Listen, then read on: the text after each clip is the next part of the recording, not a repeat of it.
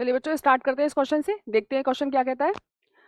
Chronic auto immune disorder affecting neuromuscular junction leading fatigue weakening and paralysis of skeletal muscles is called as. एक disorder के यहाँ पे symptoms दे रखे हैं और पूछा गया है कि वो डिसऑर्डर कौन सा है।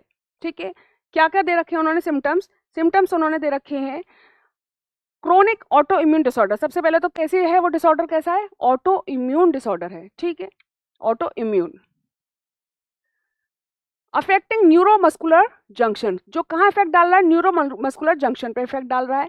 लीडिंग, जिसकी वजह से fatigue, weakening and paralysis of skeletal muscle. ठीक है, तो ये किस डिसऑर्डर की बात कर रहे हैं ये हम बताते हैं। देखो, ये मैं एक न्यूरॉन बना रही हूं।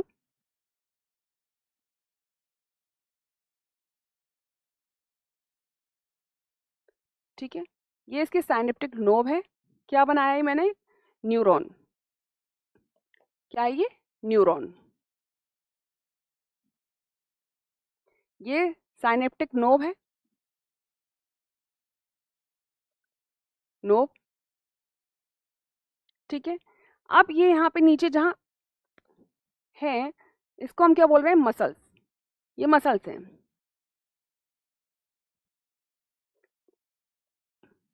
और इस पे इस तरीके के ये रिसेप्टर्स लगे हुए हैं।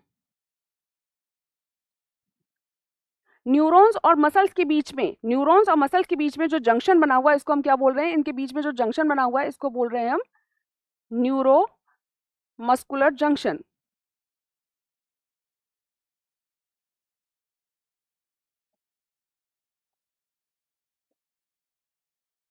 अब ये साइनेप्टिक नोब से क्या रिलीज होगा, एक न्यूरोट्रांसमीटर रिलीज होगा, जिसको हम क्या बोलते हैं, एसिटाइल कोलिन। जिसको हम क्या बोलते हैं, एसिटाइल कोलिन। क्या रिलीज होगा यहां से, यहां से क्या रिलीज होगा, ACH, एसिटाइल कोलिन।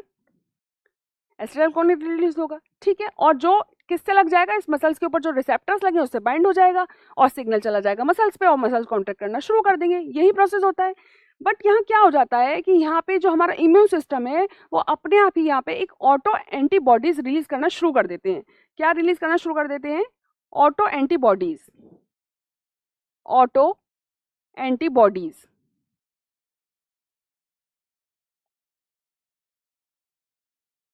ये ऑटो एंटीबॉडीज क्या करती हैं, ये जाके बाइंड कर जाएंगी इस रिसेप्टर से। ठीक है, इस रिसेप्टर से बाइंड कर जाएंगी। अब जब ये ऑटो एंटीबॉडीज इस रिसेप्टर से बाइंड कर गई तो क्या होगा, क्या एसिटाइल कोलिन यहाँ पे जुड़ पाएगा, नहीं जुड़ पाएगा। नहीं जुड़ पाएगा तो क्या होगा, कॉन्ट्रेक्शन होना बंद हो जाएगा मसल्स के अंदर। ठीक है, जब मसल्स कॉन्ट्रैक्ट नहीं करेंगे तो क्या होगा, आप फटीग हो जाएंगे, वीकनिंग आने लगेगी, पैरालिसिस ऑफ स्केलेटल मसल्स। ठीक है, धीरे धीरे करके आपको थकान महसूस होने की, आपके हाथ पैरों का मूवमेंट बंद हो जाएगा। तो ये जहां होना शुरू हो गया तो वहां पे आपका क्या, ये चीज क्या कहलाएगी, आपकी ऑटो इम्यून डिसऑर्डर कहलाएगी। क्या कहलाएगी आपकी, ये आपकी कहलाएगी auto immune disorder. Auto immune disorder. और इस ऑटो इम्यून डिसऑर्डर को हम क्या बोलते हैं, इसको बोलते हैं हम मिस्थेनिया ग्रेविस।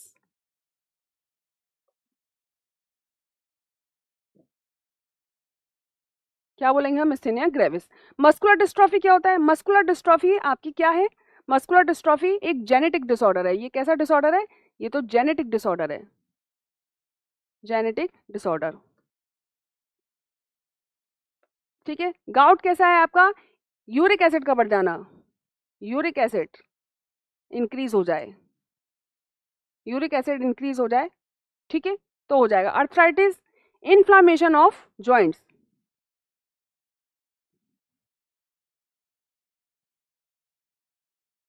जॉइंट्स।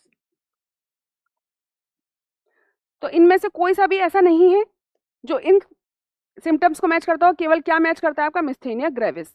ये कैसा है आपका, ऑटो इम्यून डिसऑर्डर है, किसकी वजह से होता है ये, कि हमारा जो इम्यून सिस्टम है वो खुद ही हमारी बॉडी के अगेंस्ट काम करने लगता है और ऑटो एंटीबॉडीज बना देता है। जो ऑटो एंटीबॉडीज क्या करती हैं, न्यूरोट्रांसमीटर जब रिलीज होता है तो उसको मसल से जुड़ने नहीं देते रिसेप्टर से, और वहाँ पे वो एंटीबॉडीज जुड़ जाती हैं, जिसकी वजह से जो कॉन्ट्रैक्शन का मैसेज जाना था वो नहीं जा पाता। तो धीरे धीरे हमारी जो बोन होती है वो कैसी हो जाती है, हम थकान महसूस करने लगते हैं, वीकनिंग होनी शुरू हो जाती है और पैरालिसिस ऑफ स्केलेटल मसल्स। ठीक है, तो उसको हम क्या बोलेंगे, मिस्थेनिया ग्रेविस। तो आंसर इसका आपका क्या आ जाएगा, बी।